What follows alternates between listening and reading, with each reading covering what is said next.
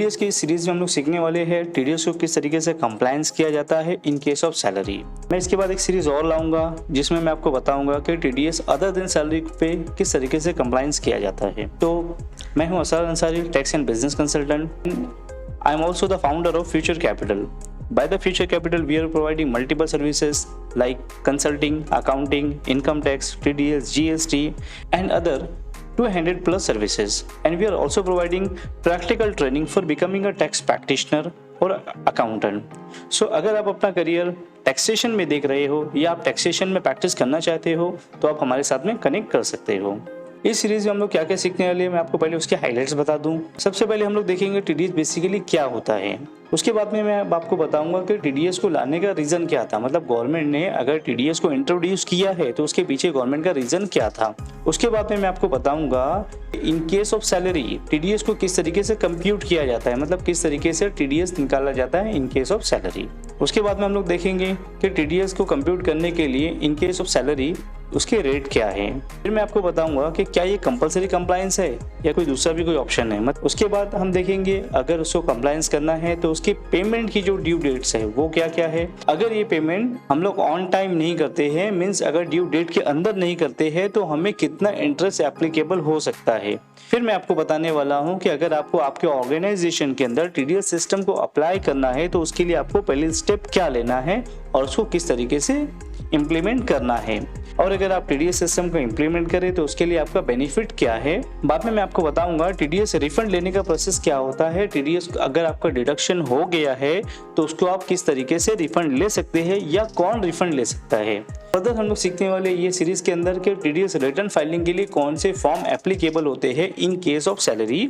उसके बाद TDS return filing की जो ड्यू डेट्स होती है वो क्या है। बाद में मैं आपको बताऊंगा कि आपका टीडीएस रिटर्न अगर टाइम लिमिट के अंदर फाइल नहीं हुआ तो आपको क्या लेट फी, क्या पेनल्टी आ सकती है और आपको उस लेट फी या उस पेनल्टी से बचने के लिए आपको क्या करना होगा। फर्दर मैं आपको बताने वाला हूं कि टीडीएस रिटर्न फाइलिंग की जरूरत क्यों होती है। इसके बाद में हम लोग सीखने वाले फॉर्म 16 बेसिकली क्या होता है, जिसे टीडीएस सर्टिफिकेट के नाम से जाना जाता है, इसको कौन इशू करेगा और इसकी टाइम लिमिट क्या है। फिर मैं आपको बताने वाला हूं कि अगर हमारा टीडीएस रिटर्न जो है ये गलत फाइल हो गया उसमें, यानी कुछ एरर चले गए, तो उसको रेक्टिफाई किस तरीके से हम लोग कर सकते हैं। उसके बाद हम लोग देखने वाले टीडीएस कंप्लायंस की जो लीगल फी है वो कितना होती है और उसकी लायबिलिटी, मतलब उसको पे कौन करेगा, एम्प्लॉयर करेगा या एम्प्लॉय करेंगे। उसके बाद हम लोग देखेंगे कुछ क्वेश्चन आंसर, जो आपके कुछ कॉमन क्वेश्चंस और उसके हमारे आंसर्स होंगे उसमें। बाद में मैं आपको बताऊंगा कि अगर आपको टीडीएस को डिटेल में लर्निंग करना है तो उसके लिए आपको क्या करना होगा। इतना ही नहीं फ्रेंड्स, इसके अलावा भी अगर आपके माइंड में कोई ऐसा क्वेश्चन है जो टीडीएस से रिलेटेड है, आप हमें कमेंट बॉक्स में शेयर कर सकते हैं। मैं उसके आंसर या उसके ऊपर से डेफिनेटली एक अच्छी सी वीडियो बना करके आपको शेयर जरूर करूंगा। तो लेट ना करते हुए हम लोग शुरू करते हैं हमारी वीडियो को। तो सबसे पहले व्हाट इज टीडीएस, टीडीएस क्या होता है ये तो सबको पता है। TDS stand for tax deducted at source. लेकिन गवर्नमेंट ने इसे इंट्रोड्यूस क्यों किया। देखो होता क्या था, लोगों को पेमेंट मिल रहे थे। टीडीएस जो है बहुत सारे पेमेंट्स के ऊपर एप्लीकेबल है, जरूरी नहीं है कि सिर्फ सैलरी के केस में है या कुछ अदर केस में है। गवर्नमेंट चाहती थी कि टैक्स इवेजन जो हो रहा है, जो टैक्स में जो चोरी हो रही है उसको कंट्रोल किया जाए। तो उस चोरी को कंट्रोल करने के लिए टीडीएस का कानून लाया गया। टीडीएस बेसिकली क्या है कि इनकम टैक्स का ही एक पार्ट है। मतलब गवर्नमेंट को हम लोग 3 तरीके से टैक्स पे करते हैं। एक तरीका होता है सेल्फ असेसमेंट टैक्स, एक होता है एडवांस टैक्स और एक होता है टीडीएस। तीनों तरीके से गवर्नमेंट को इनकम टैक्स पे किया जाता है। गवर्नमेंट ने जो टीडीएस को इंट्रोड्यूस किया उसका पर्पस ये था कि टैक्स की जो चोरी हो रही थी उसे कंट्रोल किया जाए। अब टैक्स की क्या चोरी हो रही थी, कैसे चोरी हो रही थी, हम जैसे जैसे हमारी सीरीज आगे बढ़ेगी आपको सारी चीजों का जवाब मिलना शुरू हो जाएगा। अब टीडीएस के जो कानून है ये बहुत सारी पेमेंट्स को कवर करता है। जैसे आपको पता है सैलरी के केस में है, इसके अलावा इंटरेस्ट, बाद में आप देखेंगे डिविडेंड है, अगर आप रेंट पे करें तो उसमें भी टीडीएस होता है। इसके अलावा अगर आपको लॉटरी लग गई है तो उस केसेस में भी आपको टीडीएस का डिडक्शन करके ही आपको पेमेंट मिलता है। इतना ही नहीं, कुछ टेक्निकल प्रोफेशनल फी के ऊपर भी टीडीएस होता है। बाद में आपने देखा होगा कि कॉन्ट्रैक्टर के पेमेंट में या कुछ अदर पेमेंट में भी टीडीएस एप्लीकेबल होता है। तो हम लोग सारी चीज़ों को 1 बाय 1 अच्छे से डिटेल में पढ़ने वाले हैं। लेकिन इस सीरीज के अंदर मैं आपको बताने वाला हूँ specially TDS on salary. TDS in case of salary देखिए तो इनकम टैक्स ने सेक्शन 192 के अंदर इसको अच्छे से एक्सप्लेन किया है और बताया है कि जब भी कोई एम्प्लॉयर अपनी एम्प्लॉय को टैक्सेबल सैलरी पे करता है तो वो एम्प्लॉयर की रिस्पॉन्सिबिलिटी है कि उस एम्प्लॉय की सैलरी में से टीडीएस को डिडक्ट करे और गवर्नमेंट को पे करे। और अगर एम्प्लॉयर ऐसा नहीं करता है तो उसको एक बहुत हैवी पेनल्टी पे करना पड़ सकता है और वो पेनल्टी इम्प्रिजमेंट यानी उसको जेल तक जाना पड़ सकता है।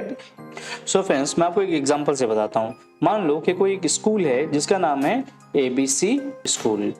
अब इस स्कूल में एक टीचर टीचिंग करते हैं जिनका नाम है मिस्टर रमेश, और ये स्कूल मिस्टर रमेश को सैलरी पे करती है पर मंथ 80,000 रुपीज। अगर मिस्टर रमेश की सैलरी पर मंथ 80,000 है तो इनकी एनुअल सैलरी कितना हो जाती है 9,60,000।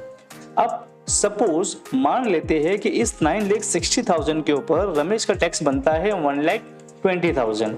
अब गवर्नमेंट को ये चीज की हिच है कि मिस्टर रमेश इस 1,20,000 को पे करेंगे या नहीं करेंगे, इसलिए गवर्नमेंट ने टीडीएस के कानून को इंट्रोड्यूस किया और इंस्ट्रक्शन दिया एम्प्लॉयर को कि अगर वो अपने एम्प्लॉय को टैक्सेबल सैलरी पे कर रही है तो उसकी सैलरी में से टैक्स को डिडक्ट करे और गवर्नमेंट को पे करे। अब क्या करना होगा, जब भी स्कूल रमेश को सैलरी पे करेंगी 80,000 रुपीज तो उसकी सैलरी में से ये 10,000 रुपीज एज अ टीडीएस को डिडक्ट कर लेंगी और बचा हुआ अमाउंट 70,000 जो है वो रमेश को पे करेंगी। और जो 10,000 रुपीज डिडक्शन किया है in the form of TDS ये गवर्नमेंट को पे करेंगी एज अ इनकम टैक्स जो कि डिडक्शन किया हुआ है सैलरी में से।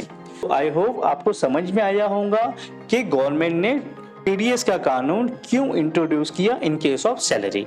आई होप आपको इतना समझ में आया होगा कि TDS in case of salary क्या है। और टीडीएस को डिटेल में जानने के लिए हमारी सीरीज के साथ में जुड़े रहे और इसको सारी सीरीज को आप ठीक से देखें ताकि आपको अच्छे से सारे इसके टीडीएस के कॉन्सेप्ट क्लियर हो सके। तो friends, continue in next session.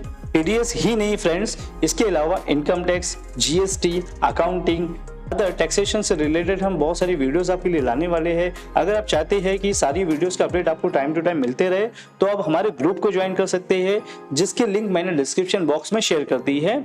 उस लिंक के थ्रू आप हमें ज्वाइन कीजिए और टाइम टू टाइम हमारे साथ में सारी सीरीज को सीखने का मजा लें।